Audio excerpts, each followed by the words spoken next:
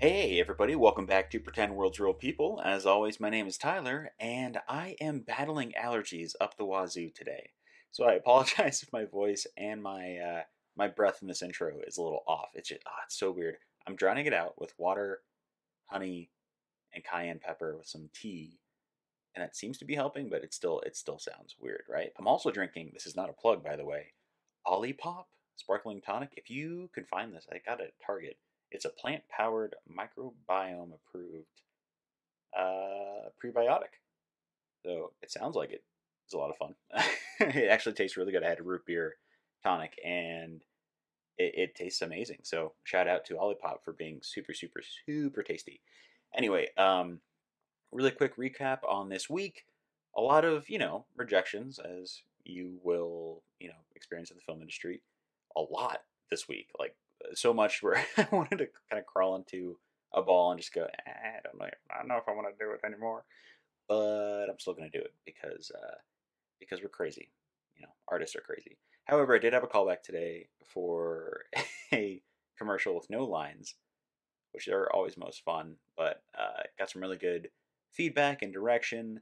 For those of you who don't know and are listening to this, a callback is your second audition after your initial audition, where they liked what you did, they want to see what else you can do, and they want to see what kind of direction you could take. So luckily, I didn't get the stick 10 seconds into my new direction take. They let me kind of do everything, which is always a good sign of them not saying thank you right away and then walking you out the door. So we'll see. I'm not expecting anything, but it'd be a fun job. I would get to eat a really awesome snack food for a whole day, which would be a lot of fun. But yeah, that's about it for me. Let's get into why you're here. Let's get into the episode itself. We are sitting down. We're of course hopping across the Atlantic border again to the UK, where I had a chance to chat with Georgia Goodman. She is an actress who's lived all over the world. She's grown up all over the world. It's crazy. Just listening to her talk about the fact that she speaks multiple languages. She has gone to university all over. She initially went for a master's, and then the acting bug kind of bit her, and she just set her sights on making this career a reality, and has found a lot of success, tremendous success, especially in the last few years. So her career is continuing to rise. I want to see what else she does, honestly. And she's such a sweet soul. I felt like we were talking about more than just the idea of pursuing our career, but just the fact that we love this, and that's why we're pursuing it. It's not monetary. It's not crazy. We still have to work jobs, but if we can get to the point where we're working on this full time and this is our job, that's the dream. It's not for fame or heavy fortune. Just if you could pay your bills, starring in action, comedy, horror movies, that'd be amazing, right? So, yeah, I'm gonna get right to it. Let's sit down. Let's talk with Georgia Goodman.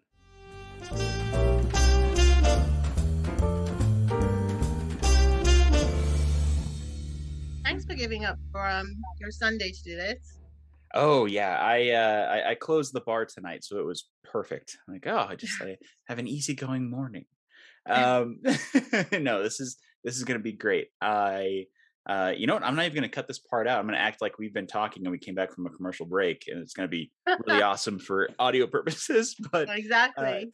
ladies and gentlemen, I am here with Georgia Goodman, who is already like just one of the most sweet people I've met on this podcast, for giving up a very even though it's like a 2-hour jet lag, that's still jet lag. Giving up, your morning or no, your evening over in the UK to catch up and chat with me. Miss Georgia, how are you doing? I am doing very well. Thank you very much, Tyler. Just had a little bit of a snooze before the show, so I'm raring to go. You're not pounding back OJ and coffee at the same time, are you? No, do you know what? I was actually thinking, should I grab a coffee? But then I won't be able to sleep tonight. So I just thought, no, just grab some water and some juice. Well, I know what you do, but would you mind telling our listeners who you are and what you do? Oh, okay. I'm Georgia Goodman, and I am an actress. Is that what you wanted? I mean, what else do you want me to say? I'm sorry. No, I love giving those long pauses. Do you want to? I'm an actress who bakes. Ooh. and does stuff. I don't yeah. What's your specialty? What do you mean specialty? Baking? Yeah, yeah. Oh, I love make cookies. I love making cookies and stuff, so Oh I'm my always gosh. making lots of cookies. You can't see my full body, but I have a lot of lockdown weight. But I'm in the I love same feeding spot. people. So, I think the whole world has been so do you know what? When we all kind of went out of lockdown a little bit, I just thought, "Oh, do you know what? I'm just gonna take it easy and I'm Yeah. just gonna embrace this new shape." And I've had some interesting auditions and well, self-tapes. And I'm like, "Okay, the bigger shape is not, completely off-putting." So, I'm kind of now trying to see what roles come in the shape that I am now before I start losing all the pounds that I put on in the last 2 years. So yeah, it's just about taking it one day at a time, isn't it? And just Yeah. rolling with it, at this point of your life. Did it seem like, 'cause we've all, yeah, like you said, we've all sort of accrued somewhat of a COVID comfort weight. I know I have, and it's funny because I feel like I've been accruing more auditions or callbacks with this new kind of, less of a gaunt figure, and I had I known that earlier, I wouldn't have, worked out 4 hours a day. I know, isn't it amazing? I don't know what it is. Maybe I mean, I don't know what auditions you've had, but my the ones that I've had are maybe just a bit more specific Yeah. and maybe what you would call character Mm. roles, so a bit more out there, which I love. So, I'm like, yeah, bring it on. I don't particularly I don't think I'm a leading lady. I don't have the figure or the looks for that. So I love being like the second, or the recurring because I think we have a lot more freedom with our performances, for those characters. So yeah, I mean, well, let's see how it goes. So how have the auditions been for you? How Pretty have you found it? pretty similar actually. I hopped into this 8 years ago on the acting side of it, and I thought it'd be great to just be a character actor. Like you said, you get more fun, you can just do crazier stuff. You're not in the spotlight as much. So, yeah, I will say one of the jobs I booked last year was for a police officer role, and I was, at my chunkiest during COVID, and I thought, "There's no way they want a police officer." I said, "Oh no, you're coming in." So yeah, it's been a lot more of that, and I will say I think I'd love to get your take on this, but there's been, at least in the States, a really big wave of like the inclusion factor. So it's not just complete whitewashed, shows and films. They're going all over. So I've noticed that too, where it's like, oh, this was for a skinny, nerdy, Caucasian male, but we'd like you to audition for it. Like, oh, all right. I mean, have you seen the same thing in the UK and over in Europe? Yeah, well, I mean, I can't talk about Europe, but yeah, definitely in the UK. That's really great to hear that that's kind of been happening in the States. I have noticed that, like coming out of lockdown, and I don't know what it is. I don't know if maybe because lockdown has kind of forced the casting world to kind of be online. Yeah. And if they wanted to keep working, then they had to embrace the self tape. London is still very well, the UK in general is still very a little bit traditional. And so self-taping was not really the done thing. It was mainly, being invited in the room, the bulk standard, audition. And uh, I mean, a casting director will probably see 25 to 30 people for a role, which compared to the States, I think is a lot less than what casting directors meet there. So I think with lockdown, forcing them to be online, and then a lot of them were also they started doing workshops when maybe they weren't doing it before. Um, and more actors worldwide, not just the UK. I noticed that in some of my workshops, we had American actors do them to the London time zone, Yeah. Canadian, even Australian. And I was just like, "This is amazing." And I think casting directors then probably realized the wealth of talent that there was, outside of the main cities like, London or, Paris, I would imagine if it was in Paris.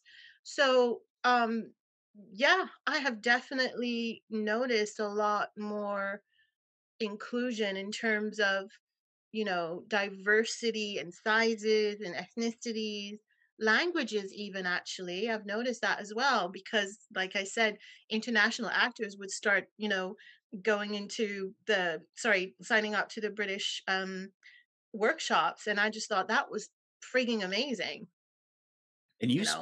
you speak French and Spanish, right?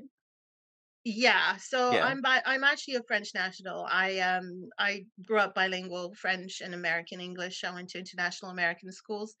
And yeah, Spanish I was studying since I was a little girl. And I kind of try and keep it up now because one of my types here is Latina. Sorry, no Ah. offense. I don't know. Are No, you no, Hispanic? I'm like you, very ethnically ambiguous. So to the casting office, it's to the point where, hey, I'll be anything you want me to be. Yeah, exactly. So I have been all the nationalities on earth except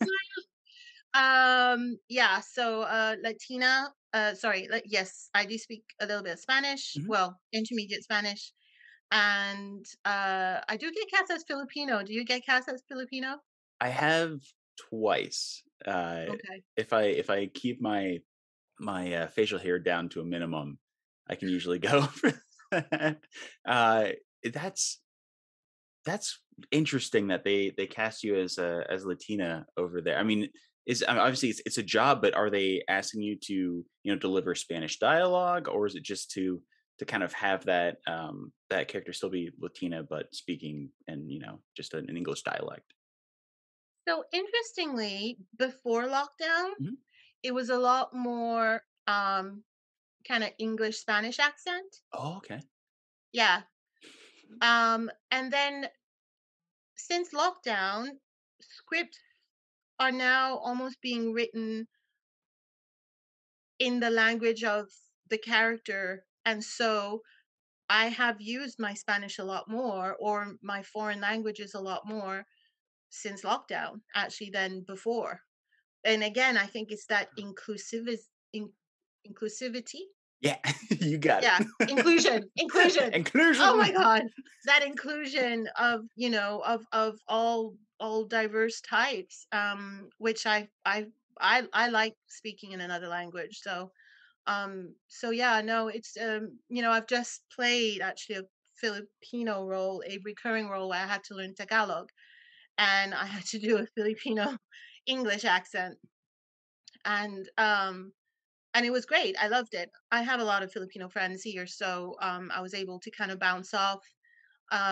Some of the main cast were also Filipinos, even if they didn't speak Tagalog, but their parents, so the younger generation don't speak Tagalog, but their parents still have the accent, and so on set, so I would always test. I was like, "Oh, does this sound?" They all thought I was Filipino, so obviously I did a good job. So let's see if I survive the cutting room. um but yeah, no, I find it, I mean, I like it. I grew up in a mixed international family traveling around the world. So for me it's a lot more interesting when there's so many different types on a show. And that brings up something I was wondering when I was reading over your bio, when I first reached out to you, is why the UK over anywhere else, since you sort of grew up hopping into different countries? Why was the UK, your place of residence? I assume you've been there for a little bit. Why Yeah, the I've been UK over anywhere else? well, I have a French passport, so obviously at the time when I moved here, um the UK being part of the EU was a no-brainer.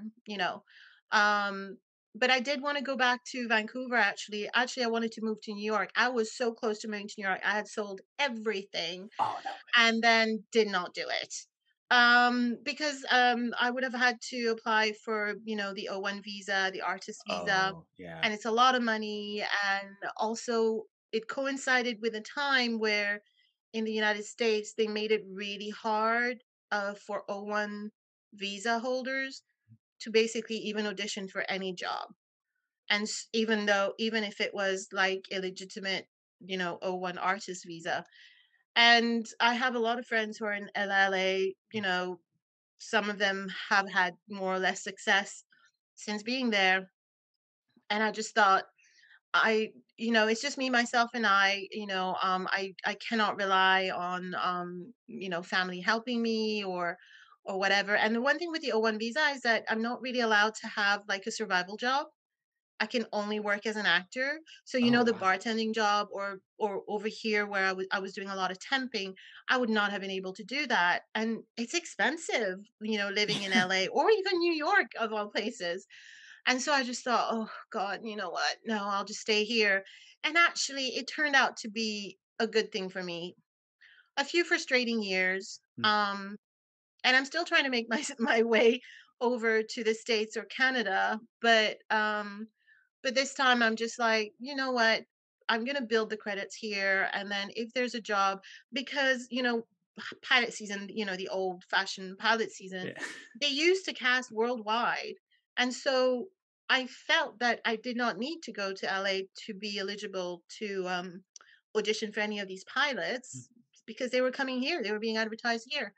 So I just thought, well, let's just bide my time and build the credits while I'm here and just continue doing what I've been doing and save money by doing the survival jobs that I wouldn't have been able to do there. And yeah, but originally the reason I came to London, to be quite honest, is because I was supposed to do an MBA, a master's in business, Oh, because okay. I was coming from France where I had done I have a degree in economics. And so I was coming here to do a master's. And it's the kind of thing you're like, oh, you're no longer on your parents' thumb. And I'm like, oh, I want to go back to acting. And so, I took a sharp left and I went back into acting. But yeah, and I haven't regretted it. It was great. Yeah, it's the second you said, a few frustrating years. Yeah, that's like half of our career, right? If we're doing really well. Exactly. Do you know what? It builds character. Oh yeah. Yeah, I feel like whenever somebody rejects you for anything, it's a, you know what? I went on 3 callbacks and was still rejected, so this is nothing. You know? Exactly. I don't think that the average person understands how difficult we have it really as actors. We really have to have a thick skin, man. I mean, each audition is the equivalent of somebody going to a job interview every day or once or twice a week and then being rejected over and over again.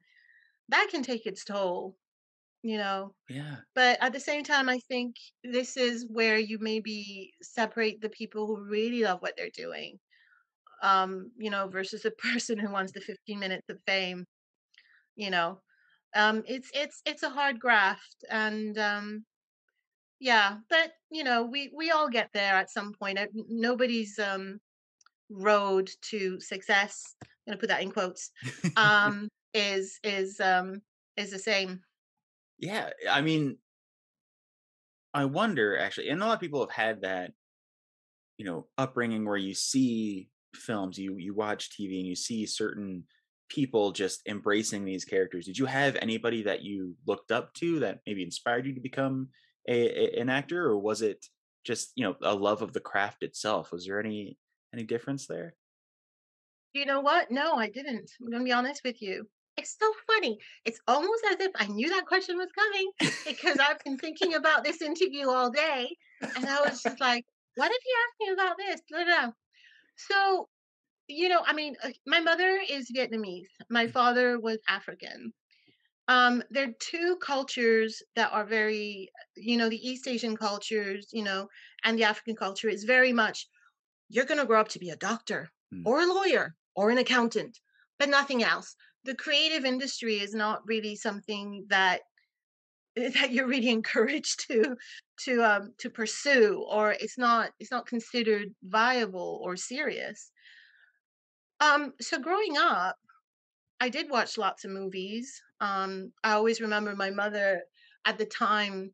There were lots of movies about the Vietnam War and all of this, and my mom used to speak like 5 languages, and she would always go, "That actor is not Vietnamese, that actor is not Chinese, like, she would understand, but obviously to a Western ear, we would go like, "Oh, they're speaking, whatever." Yeah. And I remember just being fascinated by that, and, um, I really only considered acting when I was in Vancouver, actually. I was Hmm. finishing off high school there, and, Vancouver is a little bit like the second LA, really. There's Yeah. so much being shot there, and at the time, the school that I went to, the high school that I went to was the main high school for the TV series 21 Jump Street, Oh, that's and fantastic. so that's where, you know, there were, like, these schools that will teach you acting and all of these different things, and I was just like, "This is fascinating." And I just thought I needed to make some pocket money, and I was like, "Okay." I started off as a background actress, just like most actors, I'm sure. Um, and then it just kind of, I guess, the bug bit really at that then, and but I had to finish high school and then I had to go to university, is that all. Originally, I know that I graduated in economics, but originally I was supposed to study law. So yeah, the law, the legal route, the Oh, lawyer wow. route. Um and so when I, like I said, when I came back, when I moved to London, and again that creativity was still there, I was just like, maybe I could just, just go there and just try it out again. It had been a few years, since I left Vancouver. And then, but I personally only really took it seriously maybe 6 years ago, 6, 7 years ago. What I mean by seriously, I mean that I decided in my head to commit that I was going to be an actress. And that if people were asking me, "What do you do?" instead of me answering, "I'm a secretary," which was my temp job, I would say, "I'm an actress." Because I think before that time, I think there was still my parents' voice going, "Gotta be a doctor. You gotta have, you gotta have a steady job. You gotta have this. You gotta have that." And I tried. Oh, whoa, did I try so many times to squash the creativity, but every single time I would find myself being in trying to get involved in helping somebody else do their film, or be crew, or do this or do that. And that's when I realized, like, I keep fighting this, but it keeps coming back. I'm just going to accept it, you know And so that's probably when I took it seriously for myself, that I just thought, "You know what? I'm going to proudly announce that I'm an actress." You know, no matter what people think about that. And was this Again, I have during no idea if I answered your question now. I went on a tangent again. No, Sorry. no, that was an amazing answer. I'm wondering, was this during, Teacup Travels? When you started to just, like, sit in and go, "Yeah, alright, this is what I'm gonna do." Yes, probably. It's so funny you mentioned Teacup Travels. You know how earlier we were talking about, just being kind of like a secondary character? Yeah. Teacup Travels is the first time, it's a sweet little show. I never heard of it before I did it. I love the concept of it, teaching kids this international worlds and stuff. And it's the first time that I had um, parents and kids recognizing me, like, in public. Oh, And wow. that was like the weirdest feeling. Like, it was, when you have somebody on the tube or the underground, like, Yeah. staring at you, and you're like, "Do I have something on my nose? I mean, is my fly undone?" It was so weird being in that situation. And I was just thinking, wow, is this what, the famous celebrities, the famous stars have to, you know, always being careful about about what you look like in public, So I'm like, wow, okay, this is interesting. I don't know if I like it. It's fun. It's for kids, which is great. But then I was thinking, ooh, I have to be careful. But also with Uncharted, because I survived the cutting room floor, I've had lots of friends text me when I was in Romania, and I was like, "Oh, wow. Okay, so people are recognizing me." And so I'm like, "Okay, just gonna have to be careful now. Just look pristine, get my makeup done." But yeah, it's probably Teacup Travels, but I think it's probably just before that. Um Again, I practiced this question because I knew you were gonna ask that. Um it was this weird thing. So, for the because of my international background, for the longest time when I first arrived in the UK, having trained in Vancouver as well, gone to drama school in Vancouver and knowing more of the American film system than I did the UK. Um when I first moved here, I was like a massive kind of like, there's a lack of I would always like talk about the lack of diversity. And I think that it was not a good look for a lot of people, or a lot of people did not take it well. Anyway, and I was always getting these roles, and I don't want to offend anybody out there, the stereotypes, the stereotypes, I was the Latina cleaner or Hmm. the Filipino nurse. Um and I would keep trying to fight against those stereotypes, and so I wasn't working. And I remember reading at the time backstage.com. I was an avid reader of backstage.com. That was before, they're now here, but they weren't then. And I remember reading an article. It was an interview with Jeffrey Wright, and he is also mixed race. Um, and he's got that ethnic ambiguity going on as well. And he mentioned how at, he realized at the beginning of his acting career that he almost had to spoon feed people how to view him. And so he was just like, so how in is it Shack? Oh, Oh, Shaft. Shaft, sorry. Yeah, yeah, he So was great. he was a Latino, right? Mhm. A Latino gang member, gang leader. And then he was in Angels America. And then so he had to morph himself into these different ethnicities, learn the language or learn the accent and the mannerisms and everything, and do it even better than the real Latino actors, whatever, if he wanted to work. And I remember thinking at the time, I was like, that's what I got to do. I'm not getting anywhere with my attitude. And so I need to shift my attitude. I need to change it. And so I just thought, do you know what? Steps. You know, I was trying to jump to the middle rung of the ladder, and I had to start at the bottom. And I'm like, okay, first step, get in the room. Mm. I have to be in the room where it happens. And then once I'm in the room, then it's up to me to change their minds. But I got to get in that room first. Now, if I'm going to be if I'm being called in as a Latina cleaner, then I'll be the best. By the way, can I swear? Oh, yeah, absolutely. Then I'll be the best goddamn cleaner, Latina cleaner in London. And I remember distinctly announcing it out loud at a casting director workshop. And it was, I'm not going to name names, but he was at the time working for a top office here. He now works for another top office. But it was his first ever workshop. I remember going, oh, I'm going to book him first. And then when it was my turn to go up, he asked, oh, can you tell me a little bit about yourself? And I literally just said, in a class full of pretty much just Caucasian actors, I would always be kind of like the colored one or the ethnic one. I'm the best Latina cleaner in London. And I remember the whole class laughed because they thought I was saying telling a joke, Yeah. but he didn't. He kind of cocked his head and then he kind of looked at me and he went, "Why do you say that?" And I explained to him, I said, "Well, those are the only roles I'm getting. So if I want to get it, I have to be better than a real Latina or a Mm. real Hispanic person because I'm neither of those. And and I've got to be the best if I want to book the job." And he was just like, "That's exactly right." Yeah. The irony is that he then proceeded to call me in for a lot of auditions, none of them Latina.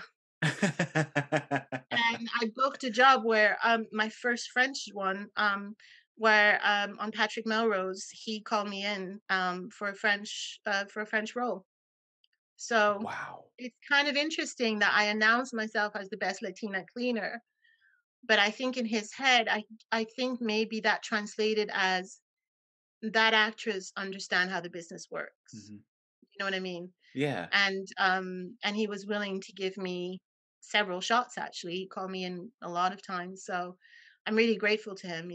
Yeah, it was great. But that was when I announced it, and that was when I decided I'm just gonna sit on this. I'm gonna be the best that it can be.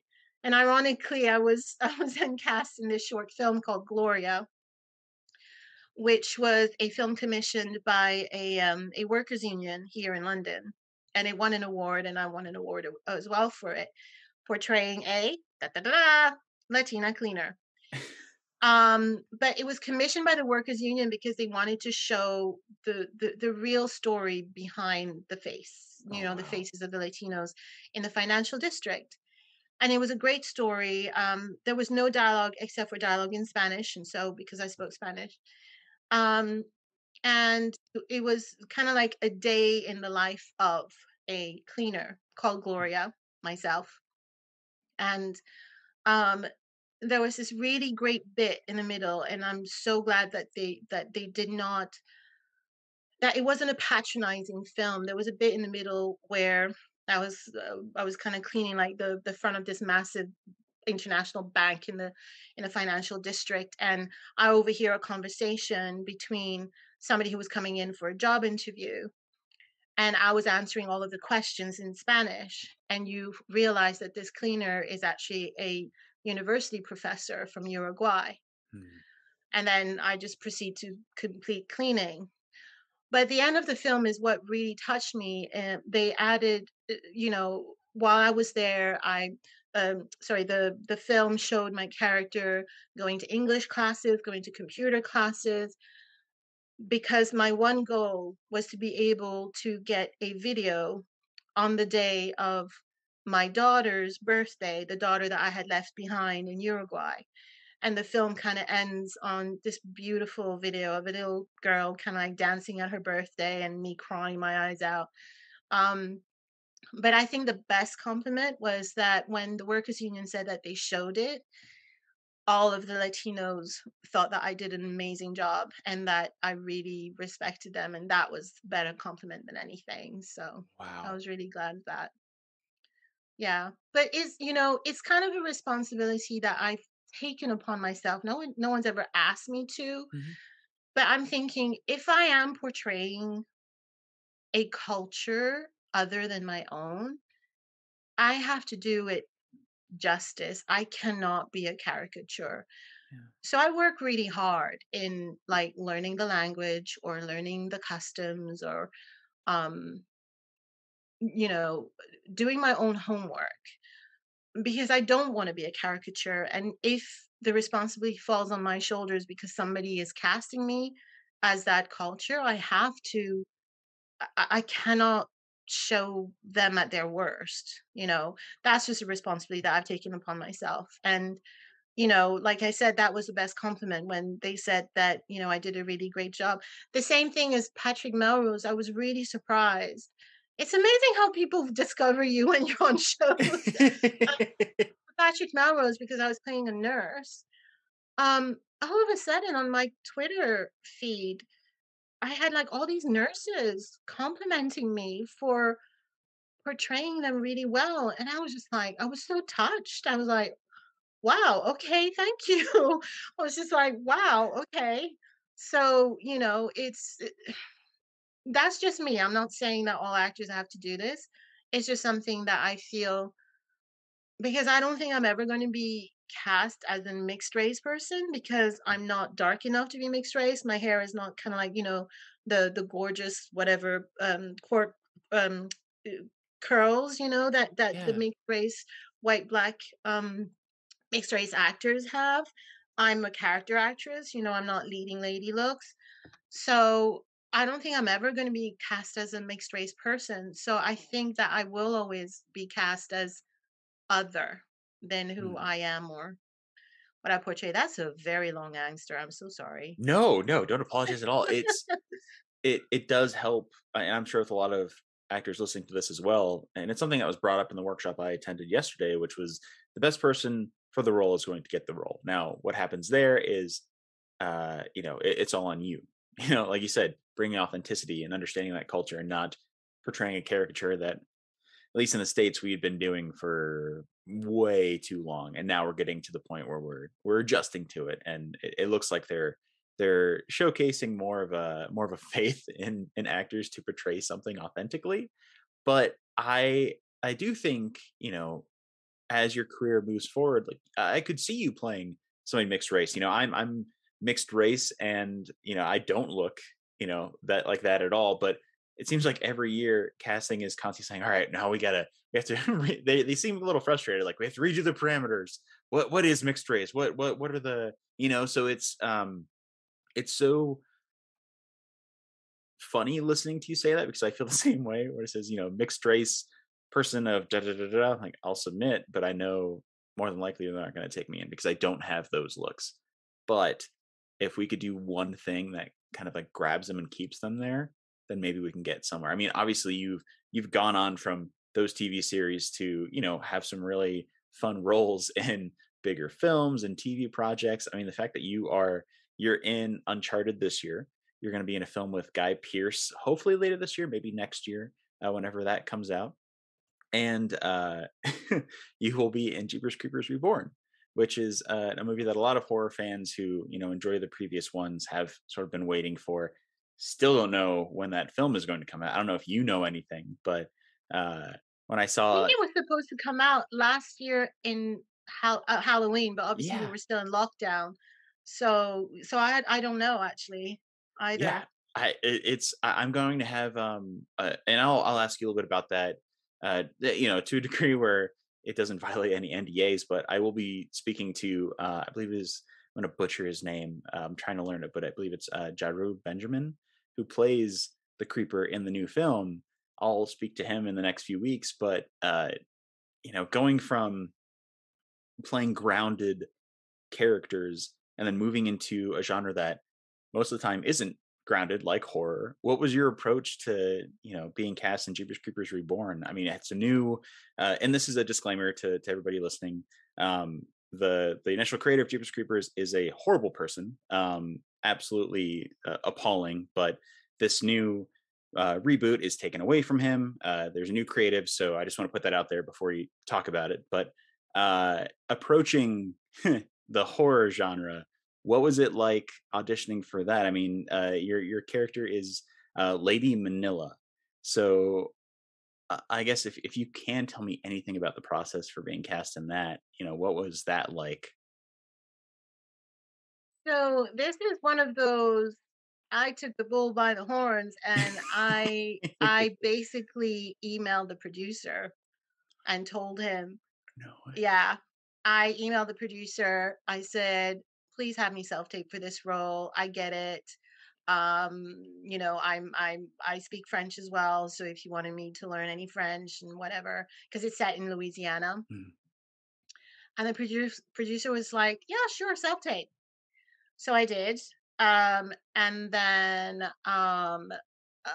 I had the recall on Zoom with the producer, well, two of the producers and the director, and it was just redoing the scene again and just changing a little bit. I did not look threatening enough with my curls. I was just like, don't be too sweet. So I straightened my hair. I did like really weird kind of like gothic type stuff. um, and yeah, I got the role, but I'm gonna be honest with you, I did not know that it was Jeepers Creepers. It Really? was yeah, it was confidential. The title was Wow. not Jeepers Creepers when I was filming it, and I was not aware that it was in a horror movie. So, but I loved my character Lady Manila. She is a voodoo priestess, and Mm. that's about all I'm going to say. And that's all I will ask of you about that. But the costume was amazing. It was filming I remember it was in 2020 in December in Hampshire. which is about an hour, 2 hours away from London. Oh wow. Filming nights at like -10 degrees. We had a lot of those, those like thermal Oh, the hand pads, the warmers. things that you shake. Oh Yeah. wow, did we go through them like water. It was cold, but it helped with the atmosphere. It was my first horror. I'm a massive horror fan. I mean, Really? Oh. yeah, I would save my pocket money to buy horror books. That's how much of a horror fan I was. Um, so I think it kind of, I think maybe it was like the second day of shoot. Everyone was just like, "Oh yeah, it's this," and I'm going to be honest with you. I did not know the Jeepers Creepers films, Oh, really? and I was like, "Oh, I've got to watch them so that I know what I'm doing." But like you said, it's kind of like a reboot, so it's kind of like going a little bit away from it. Um, the honestly, I'm always so admirat I admire like the art department always and the wardrobe departments. They put in so much work. They recreated the house and everything. I'm it's just I'm always in awe. I'm always in awe. It was great. I met some amazing people. The two leads in the film are amazing. Watch out for them when it comes out. There's this amazing scene that I'm not going to spoil, but I'm gonna let you guys discover. Even the scene came out better than we even anticipated when we were shooting it. Everyone was just like, "Wow!" when it happened. So just watch out for that. Hopefully, it made it into the film. But in terms of how do you approach a performance in a horror film, it's still the same as if it was a fantasy. It's all about characters being grounded, really. Just the characters being um sitting in, their core, being real, really. Being you just had to know that you were what you were there for, what the goal of the character was. It's not the mustache twirling, and the indicating thing. Um, Definitely not. It's just very grounded. It's the same with fantasy as well, any Witcher or Game of Thrones or whatever. It's actually one of the casting directors who said, "No, always grounded. Yeah. Don't play the fantasy, play the character." You know. So if you're somebody with powers or something, it's not about the power, but it's the intention that you put behind using that power. Mm. Like those wonderful CGI effects that you see. Um, is the intention behind it. So I've kind of always kept that in my head. But yeah, no, it was an amazing experience. I'm lucky to be in that film. Yeah, it's I don't know. I don't want to say I'm crazy excited for it because that's going to underestimate how excited I am for the reboot and that it's being like completely removed from He Who Must Not Be Named. But that's fantastic. I think a lot of casting directors now are saying that more in every workshop. It's keep it grounded, don't go crazy because I know you've seen a lot of people audition and you go, I don't think they understand what they're going for right now. It's a little too, Dragon Ball Z-ish or something, a little too big. But um building off of the horror part, now that I know you're a horror fan, is there a horror property or maybe I don't know, something that came out even years ago that you wish you could have been a part of or would like to be a part of a say a reboot or a sequel to? I remember trying to get an audition for The Exorcist, the play, the stage play. It Oh, was my playing here for a long time. I know somebody who's in it, and I really wanted to be in that. I mean, listen, don't get me wrong. It scared the bejesus out of me when I was younger. I watched it way too young. I don't know what my mother was thinking. But God. um but yeah, no, I really wanted to be in The Exorcist. Oh my god. I heard The Woman in Black is one of the scariest plays you could ever see, especially in London, but I couldn't even imagine The Exorcist as that I that seems like know. 3 hours of just white knuckling anxiety. That would have been great. I did see The Woman in Black. I don't know, maybe because I've seen The Exorcist, I did not think that it was very scary. I don't know. But yeah, I think The Exorcist or I'm what kind of horror? I like the psychological horror as opposed to, Mm. the blood and guts and gory. Having said that, I did fall in love with The Walking Dead. So I don't know if you Oh. would class that as horror. Yeah. I would love to be on The Walking Dead or any of that franchise. Anybody watching, please, call me. Um, I love, yeah. But see, the thing is not about the zombies though, it's about the relationships. Yeah. That's why I like that series. It's that It's human basically drama. human beings surviving Mm. despite the horrors. I don't know. It elevates the tension between the human characters too when there is that threat on the outside. Yeah, well, not to kind of put a downer on this, but we've Mhm. kind of started seeing that a little bit with the Ukraine and the Yeah. refugees and the difference between, the ethnic refugees and so it's that, Yeah. it's the zombie thing where it's like, well, it's survival of the fittest, really. And what do you do when you have no other recourse? And Mm. it's the kindness of strangers. It's all of that. And and I've been on that receiving end. I remember when I was younger, after university, I had saved up so much money because the gift to myself was like a 3-month backpacking trip around America. And anyway, long story short, the day that I left, my best friend in France basically stole all my money and all my savings, and I was left stranded after a month and a half traveling in New York. I had no money, nothing. Anyway, What? but I had my return ticket, so I cut my trip short. And honestly, the kindness of strangers is all I'm gonna say. At the hostel that I was staying at, I overheard this French couple. I asked them for $10 Mhm. just to pay for the metro ticket to get to JFK. And then at JFK, I was there literally all day because my flight wasn't until midnight, and I had Oh, to no. get out of the hostel at like 10 a.m. And I was starving because I had no money for food or anything. And I was somebody, I think that was when my, what's it called? My travel sickness got cured because I always used to have travel sickness and I never Mm. used to eat on planes or whatever. But I was obviously so hungry that when we got on the plane, I devoured my food and everything. I happened to sit next to this French guy and I asked him for a metro ticket in Paris to get me from the airport to the closest train station so I Yeah. can I was in university in the south of France at the time, but my flight was landing in Paris. And so he gave me a metro ticket that got me to the train station. I got a train to the south of France. But what I'm just saying is the kindness of strangers, you just never know when one little, gesture can help. Yeah, that's wow, that gives me more faith in humanity, especially being in New York Yeah. because you have no idea, honestly. Mm, New York is a fantastic place, but there's a lot of people that they don't care. They're, I know. yeah.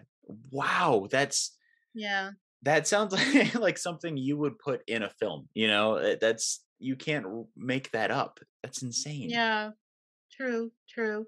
But Wow. I've seen that kindness, shown to my mother. Mm. I've seen that kindness shown, and I try to do the same as well when I can. So that's why those kind of stories like uh The Walking Dead, Mm. or even the horror film or any project is always about that connection with another human being. And I think that's why casting directors keep harping on about authenticity and grounding. And I don't know if all actors understand the term because not all casting directors will always explain fully what they mean. Yeah. But sometimes I coach some actors on their auditions or self tapes, and I always have to remind them, I'm like, okay, what would you do as a human being? That character is a human being. It's not a two-dimensional person written by a writer, on a piece of paper.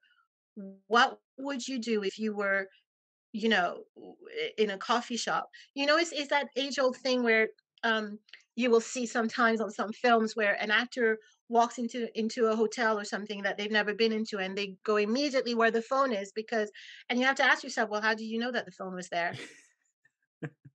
What would you do if you were a real person going into an unknown place? You'd be like, looking around, and then, oh, there's the phone, right? And it's Yeah. that little attention to detail. And so I always have to remind some of the actors that I coach, remember that you're a human being. What would you do if that happened to you? Mm. What would you do if that happened to you? And I think that's the authenticity and the groundness that casting directors are talking about. Um, but yeah, but it comes in anything. It's always about the humanity and in that character, Yeah. making them real, you know. I feel like Sorry, even I with talk a lot, sorry. no, no, this is the best part of these episodes is, we're not pulling teeth to get answers out of people. And luckily every single one of our guests have just been like, they have a fire hose of information, and I love it. I love it. Going back to the grounded part of it, like, yeah, it's something that's brought up in classes too, that it is a little unnatural for us to look somebody else in the eyes that we don't actually know, on a personal intimate level. But if you can get past that, it delivers that grounded nature even more so. I mean, you get lost in it, and you're no longer staring at a stranger. You find yourself connecting like the character. uh Yeah, yeah. but sometimes just a few questions that you ask at the beginning, Mhm. like you and I, when before you started pressing the record button, and I was asking you questions, you were asking me questions. It just kind of cuts the tension, isn't it? It's just Yeah. that thing. I know that not all actors, some actors are very much like, no, I want to be, concentrating on my thing, and that's fine. Literally, just kind of check what the room temperature is. But sometimes just a quick, oh, hi, whatever. I mean, another trick that I do, and I don't know if this is going to be helpful for your listeners, is and this was something that was told to me, actually, again, I'm not going to name names, but a top casting director here, I remember him telling me once at this workshop, don't act, just say the lines. Mm. So I'm like, okay. I think that was his version at the time of stay grounded. I remember at the time going, what the hell is he talking about? But I try and keep that in my head now. But the other thing that I do is that as soon as I have my lines down, I then do something mundane, like cooking or cleaning or vacuuming. And then I would start having the conversation, my scene out loud. I would say it. I live on my own, so literally it's just I pretend that that person is talking to me while I'm chopping vegetables or whatever. And I will challenge myself by putting them either in the bedroom, which is like further away. So my voice will always go up, because I'm talking through the walls. Or like, I have like an open plan kitchen and dining room. So, I'll be in the kitchen and they'll be here. And so, my voice will be a bit more, chatty or whatever. So I try to place myself in different situations. And, one of the things that the feedback I always get from casting offices or my agent is that I'm so grounded and I'm so relatable or whatever on my tapes. And I think it's because I think that's the one thing that probably actors don't do enough of, is trying to forget the lines, Mm. because we are so like, these are my lines, that's my cue, I've got to pay attention to my cue. But it's this kind of like that monkey thing, tapping your head Yeah. and rubbing your belly at the same time. You're going to be doing something else. That's what human beings do. We're always doing something else while we're talking or while we're doing this. And I think that's the one step that is needed in order to achieve that kind of like that naturalism on Mm. screen, or that groundness, that authenticity on screen, so it doesn't feel like I'm waiting for my line. Right. So, do you know what I mean? And then trying Yeah. to pretend to be not to be normal. Um, People are always doing something. People are always thinking as well. That's the other thing. We all have an inner monologue always going on, going on. I'm sure that you have an inner monologue. You're probably going in your head, I'm going to wait until she finishes whatever she's talking about, and then I'm going to ask this question. Everybody has an inner monologue. You're walking down the street and you see somebody like ahead and you're like, "Oh shit, I don't want to see them. Let's just pretend I'm on the phone or let me just cross the street." Everybody has an inner monologue. And I think that's the other thing as well that we always forget, the inner monologue in between what we're saying. And so those are things that I always try and remember. Um um and a good trick is always to go against your first instinct, because all scenes you will read it and you go, "Oh yeah, I know how to play that." Right. You got that? Forget that and try something else. Yeah, because you know that everybody else is going to play that. So forget that and try something else. Um yeah, and again, that was a completely long answer for a very simple question. I'm No, so it sorry. wasn't. No, no, because you made me think. You remind me of especially auditioning for co-star roles or character-based roles. Like you said, everyone is doing the exact same thing. They're all going to go into their audition wearing a lab coat if they're a doctor or something. If they're going in for that, you go in wearing say a cardigan or maybe a wrinkled button-up shirt. That's going to stand out. You're not so concerned about framing this singular narrative of the character. You're open to all these different interpretations. And you're right. I mean, we all have an inner monologue. I know when I don't want to, you know, if I go to a mall and I don't want to talk to a certain person that remember, I will pull a Jason Bourne and disappear into a retail shop I have no business being in. That is, and I'll peer over. Okay, they're gone. Cool. I'm going back to the cookie stand where I was going the Yeah. entire time. It's yeah. I feel like that's very comforting to hear, especially from you as you're honing in all these new characters. You're getting all these new jobs. Things are I don't want to curse anything or ruin the trajectory, but you are working, and that's an amazing thing. Is there anything on the horizon as far as like major plans go with your career? Do you want to say live in Vancouver and work, in Vancouver TV, or do you want to end up in a big tentpole movie? What's a goal you have in mind for your career? Ah, again, I knew you were gonna. I must be telepathic. I knew you were gonna ask something You like that. knew. Do you know what? Again, Shonda Rhimes, if you're listening, please call me. Um, my dream would be to play me. What I mean by Mm, that is, this person that I am, and I'm not the only one in this. I know so many people who are exactly like me, or, like you. Just me as a person. My ethnicity or my culture has nothing to do with it, but my skills do.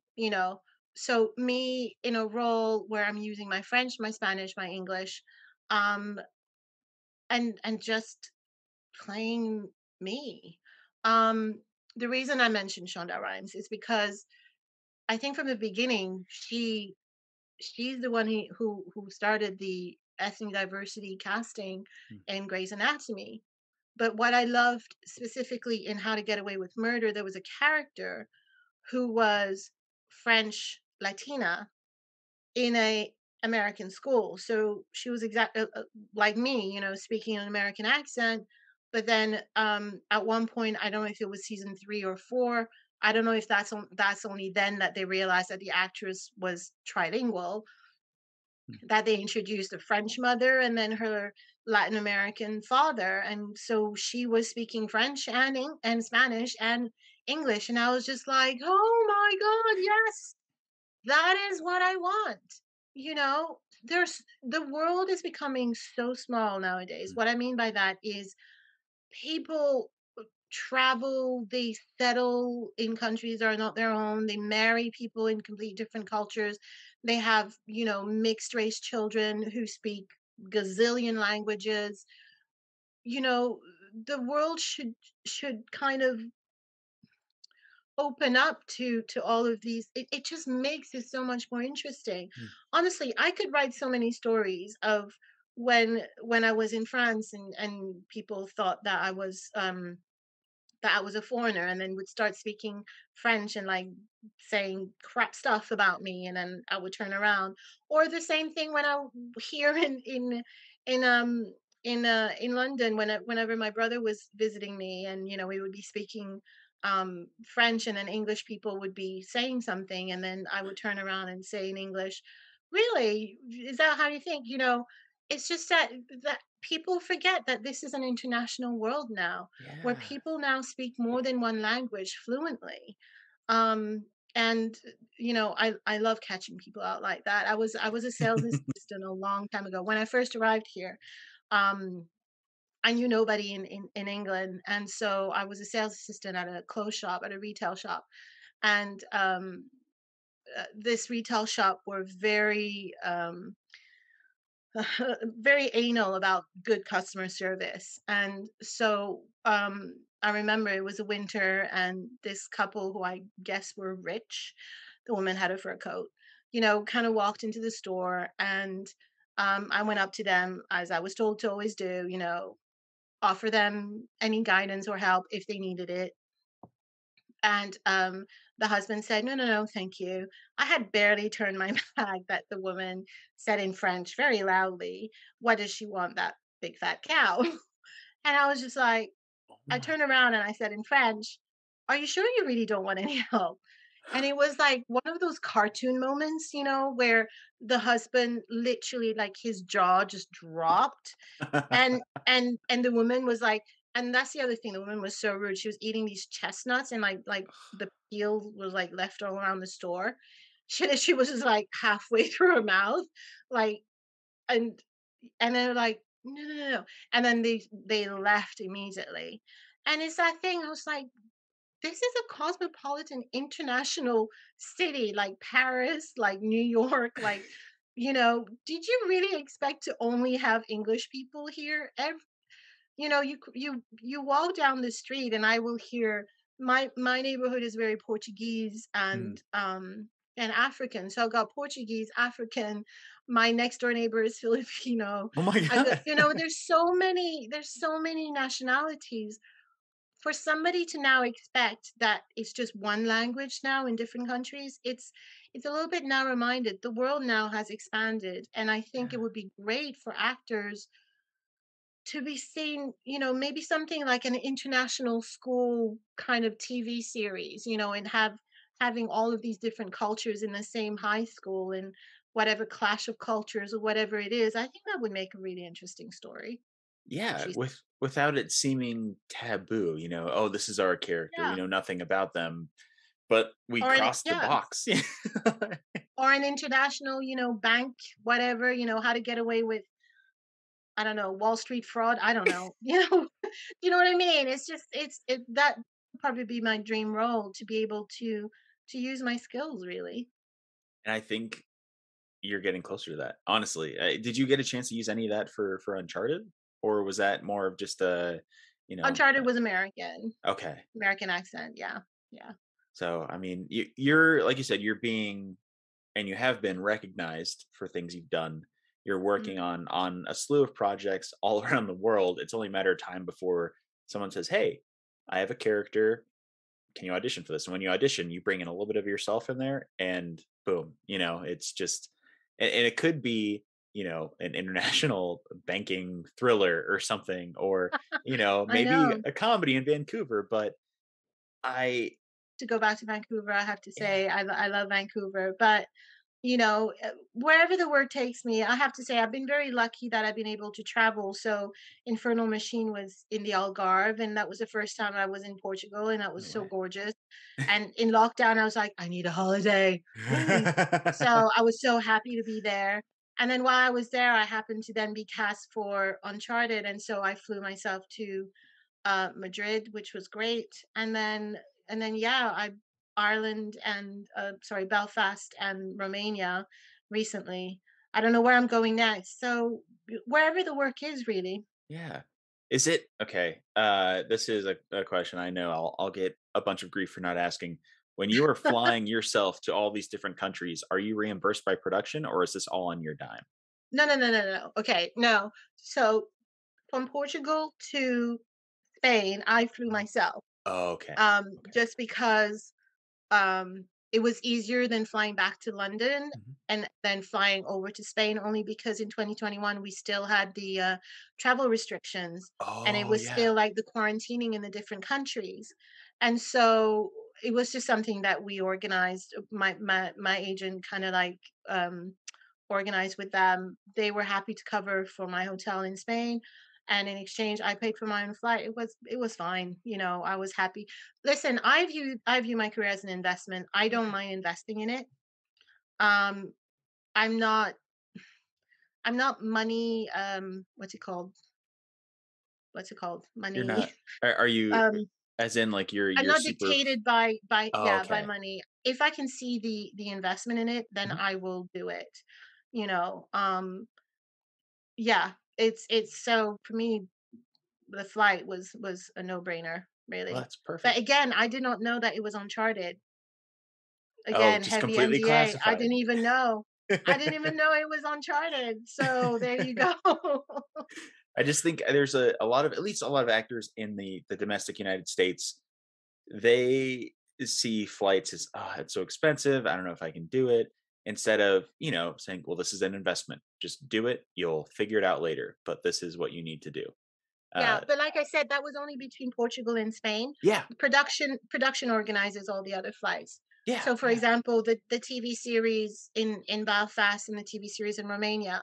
So, there was one I started shooting last year, and so one of them bought my flight from Romania to Ireland as opposed to Romania to London, and then vice versa. This year, the other one bought my flight back to Romania. So, it's productions who deal with it. It's yeah. not us. No, the Spain thing, that was just a one-off thing. Okay, good. Yeah, that's Yeah. I know it's in that area of the world it might be a little bit, I don't know, expensive here and there, or restricted. Just I don't know. I've yet to leave the states, and I had a plan of doing it in 2020.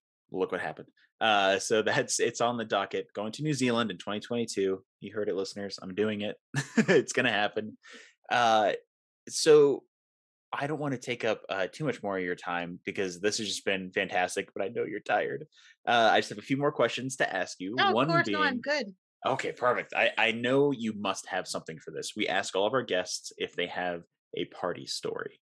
So it's something that, maybe stuck out in your memory, whether it was a crazy day on set, something that happened during your travels, or maybe a crazy memory you had growing up. But is there a story that if you were to go to a party, you would be more inclined to share with, new friends, old friends, just because it is that great of a story?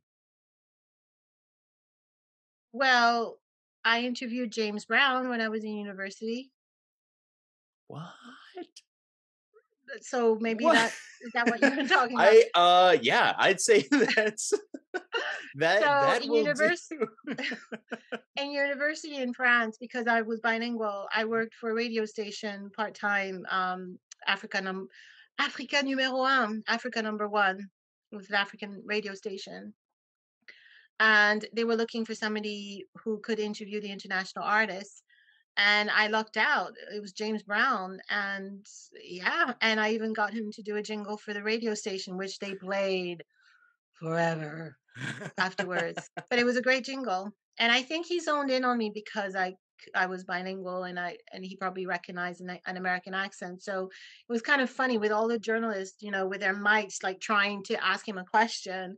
He kind of zoned in on me, I guess, because I spoke English and he recognized an American accent. I don't know, but yeah, it was really great. So that's my kind of party story, I guess. Oh my, yeah, I'd say that that defeats a lot of party stories. No one, not a whole lot of people have interviewed James Brown on this Yeah, podcast. he was it was a very brief interview, I'm gonna say Yeah. that immediately.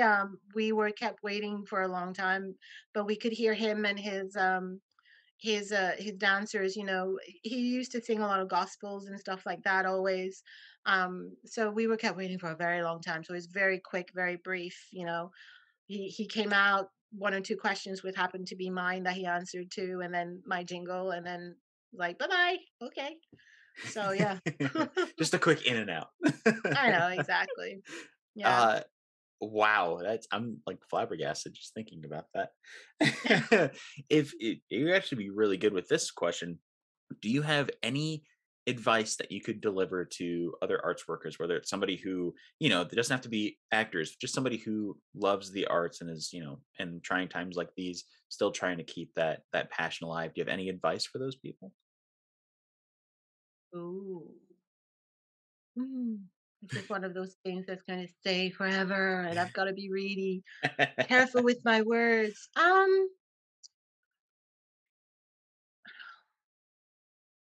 Know why you're doing it. Mm, Know know why you what is it that you love exactly in the creative process, because this is a hard business. mm, And if it's actors listening, there's like a 90% unemployment rate, you know. This is not a quick um uh, make it rich scheme, yeah. definitely not.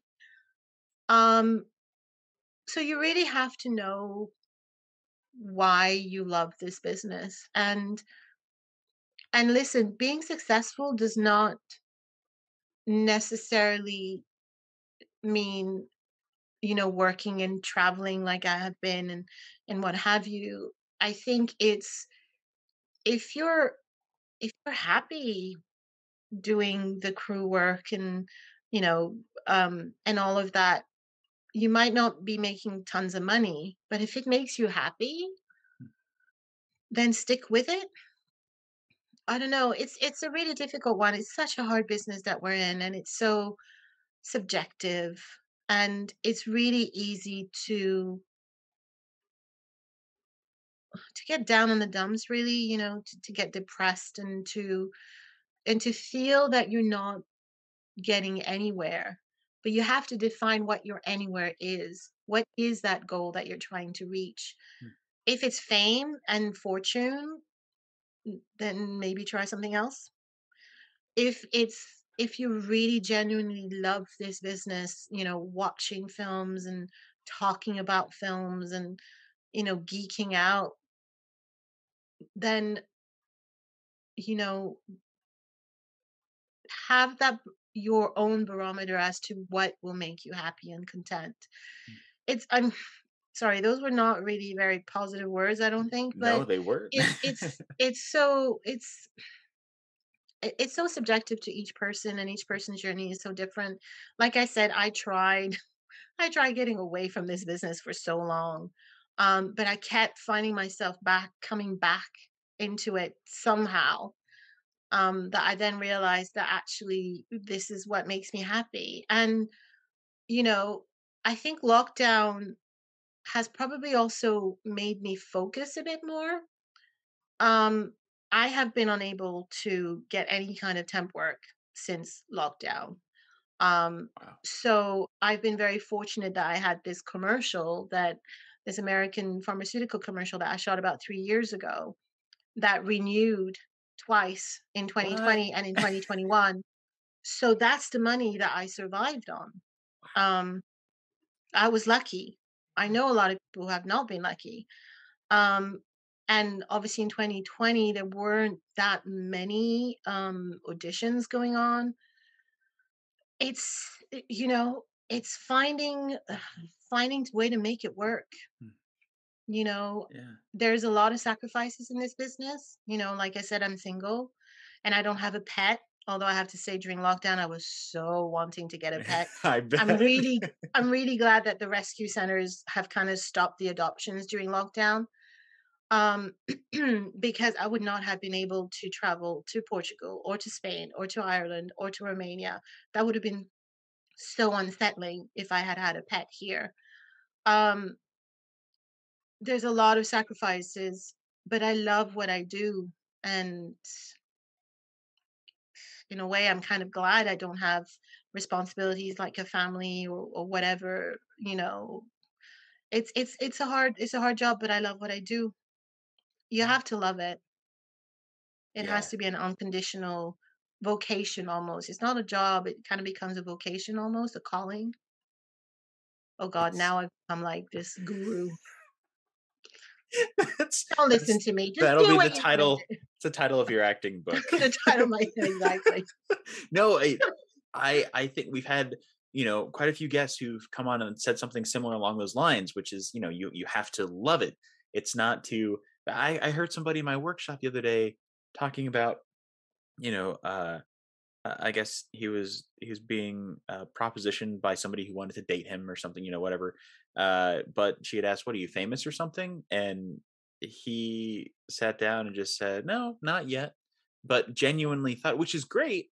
But at the same time, it kind of broke my heart a little bit. Like, there's so much strife in this industry. You do have to have confidence, but at the same time, know that you are going to work yourself to the bone and Mhm. maybe not get a whole lot, if anything. So Yeah. I think that's important to just remind everybody in this. Like, we do it because we love it, and we don't do it because Mhm. we want that Jennifer Aniston Friends level salary of what, Yeah. $7 million a year just off Yeah. residuals. Be nice, Yeah. but that's Well, you know, it's funny that you mentioned Jennifer Aniston because there was a SAG Foundation interview that they did recently for the cast of is it Good Morning?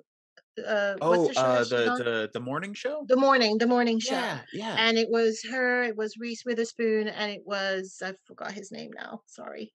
Um, and they were talking about it's weird, yeah. the fame or whatever, the recognition. It's weird, and Reese and Jennifer were talking because I'm in first name basis, Oh obviously. yes, yes, of course, of Um, course. they were talking about it, and they're like, it's just weird. It's Hmm. not what they got into acting for. But it's a byproduct, and it's just kind of, you know, um, navigating that. Yeah. Sort of comes with the territory, right? It comes with a territory. But there are actors who are very good at keeping their lives private. You know, Jeffrey Wright, for example, I really struggle to even remember whether I've read any kind of like paparazzi or tabloid stuff about him, and he's No, quite well known. Meryl Streep as well. yeah. So I think it's this thing I read somewhere about Meryl Streep. She knows how to be personal and private. Hmm. She knows how to be personal, but keep her private life private. I'm not quite sure if that's the right way around of the words, um, but I was like, oh yeah, yeah. It's there's a lot of struggle, but you gotta love what you do. It's a long game. It's a It marathon. is. It's definitely not a sprint. It's a marathon, and you got to remember that you're never going to get to the top of the ladder immediately. And really, that ladder, even when you reach the top, it just keeps going higher. And you're never going to reach the top ever. Everybody in this business, even when they've reached the top, they're always still interviewing for the next job. Yeah. But the day that you don't have to audition for a job is the day that you go out, you get the biggest four-course meal, and you just hawk it. That is my goal for that day. Speaking of recognition and fame and fortune and publicity, is there anything in this episode that we could promote as far as your work goes? Say Uncharted or Jeepers Creepers or another project you're working on. Is there anything you'd like for us to promote on social media that we can promote? I should rephrase it I that know, way. I know. I've literally just finished shooting 2 things. I think Uncharted, go and watch it. Everybody's Perfect. saying it's great. I still haven't watched it, so if you see me, just go, "Hey, you're there." Yeah, just go and watch it. Everybody said that it's a really fun film. If you're a gamer, you'll definitely love it apparently. So, yeah. Jeepers Creepers, when it comes out, I have no idea when. Please go watch. And the Infernal Machine, definitely. Guy Pearce is amazing. The story is amazing.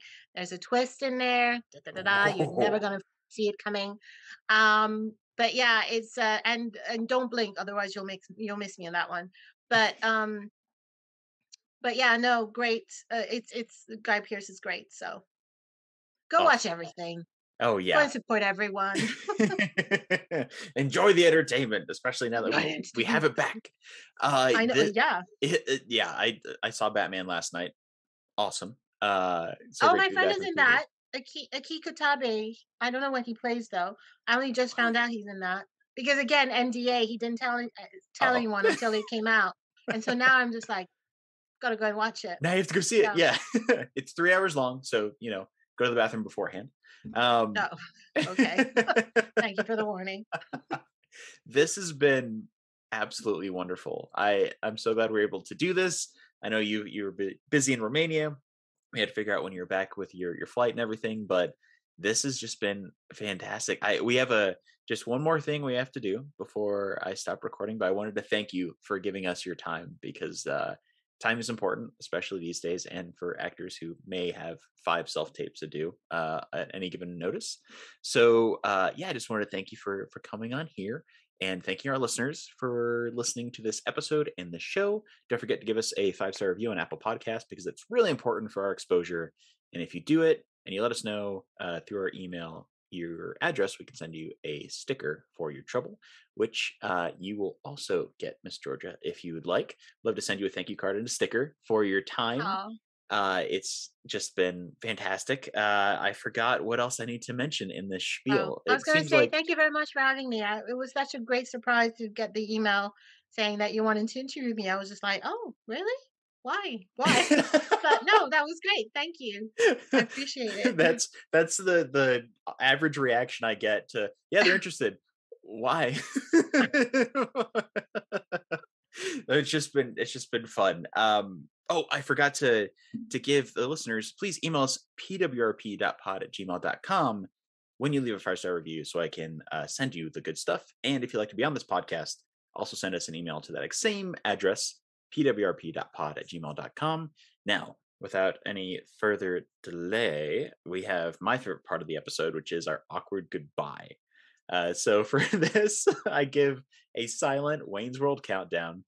And when I point, Miss Georgia, if you could give us your best awkward goodbye, could be, sound based, could be silent. Some people just, they don't want to say anything. So if you are up for that, I'd love to get that going. I will try. All right, let's do it. In